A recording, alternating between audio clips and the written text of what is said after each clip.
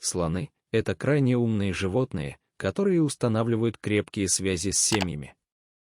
Матери, бабушки и тети заботятся о новорожденных.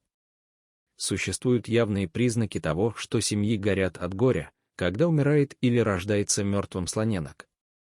Просто трогательно наблюдать, как боль испытывает слониха, потерявшая своего малыша. Ее семья и сестры собираются вокруг печальной матери и обнимают ее хоботами, словно утешая ее. Мать и ее сестры удаляются от стада, пока она не будет готова вернуться. Сердце разрывается. Еще более удивительно, что люди до сих пор убивают этих прекрасных животных из-за их бивней. Именно поэтому существуют парки, где эти животные свободно перемещаются, но они все равно защищены заборами и оградами безопасности. Один из таких парков в Южной Африке — Эда-Элефант National Park.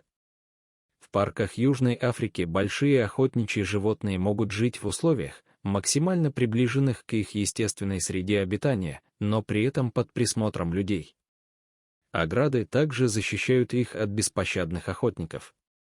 Наличие природной среды позволяет лесникам быстро реагировать, когда слон находится в опасности. Люди могут наблюдать за этими удивительными животными на безопасном расстоянии из своих автомобилей, не беспокоя их. Иногда лесникам приходится вмешиваться без защитных барьеров, что может быть довольно сложно.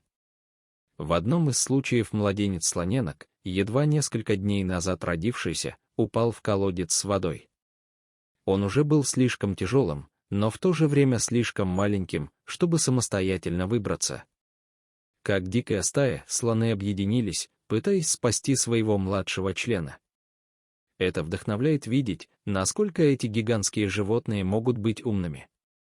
Они пшикали водой по бортикам колодца, чтобы размягчить их, а затем били ногами по краю, надеясь пробить его и найти выход для малыша. Однако бортик был слишком прочным, и, несмотря на все усилия, им не удалось достичь успеха. Малыш провел некоторое время в воде и отчаянно пытался выбраться, скользя и паникуя. Люди понимали, что им нужно вмешаться.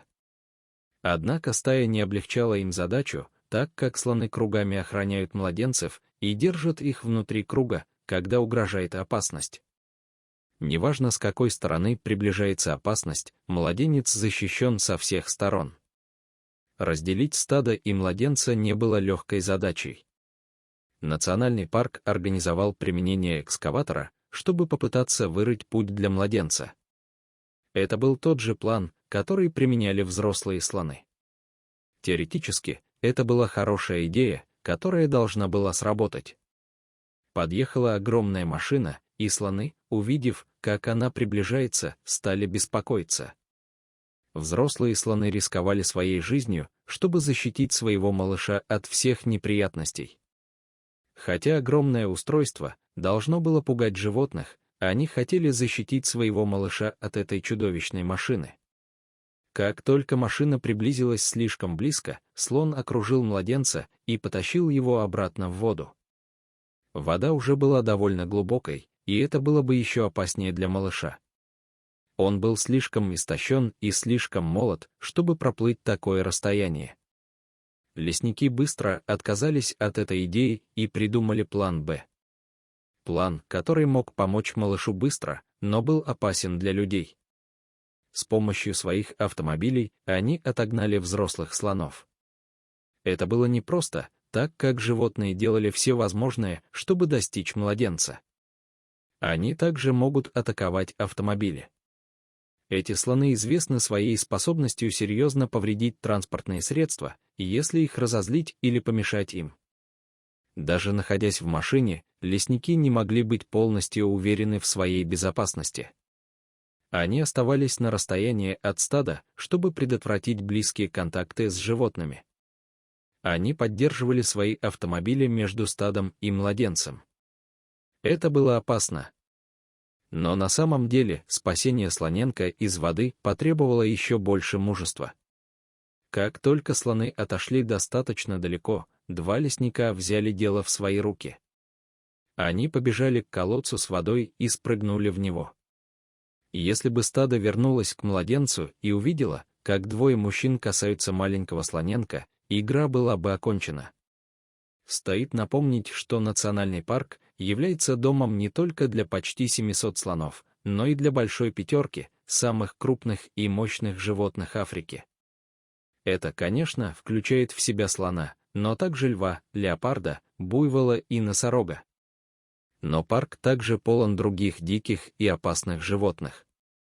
В то время как мужчины полностью сосредотачивались на спасении малыша, а остальные лесники занимались отдалением стада, любое из этих животных могло приблизиться к ним незаметно и застать их врасплох.